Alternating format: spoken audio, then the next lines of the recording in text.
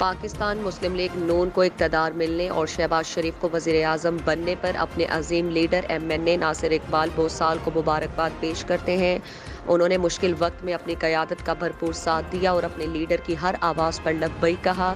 شہباز شریف کو وزیر اعظم منتخب ہونے پر چک شہباز طارق آباد سیاسی اور سماجی رہنما چودھری عادل سیف تارڑ، معروف بزنس مین محسن رضا سیالوی کا ٹبہ مانک بوسال پر آمد اور اپنے لیڈر ناصر اقبال بوسال کو ڈھیروں مبارکباد پیش کی۔ اس موقع پر چودھری عادل سیف تارڑ نے صدر قادر آباد press club registered Muhammad Anwar صاحب سے خصوصی گفتگو کرتے ہوئے کہا کہ سابقہ حکومت نے عوام کو ذلیل و خوار کر کے رکھ دیا، غریب عوام مہنگائی کے پہاڑ توڑ گئے۔ اب انشاءاللہ ہماری حکومت سب سے پہلے مہنگائی کو کنٹرول کر کے غریب عوام کو ریلیف مہیا کرے گی۔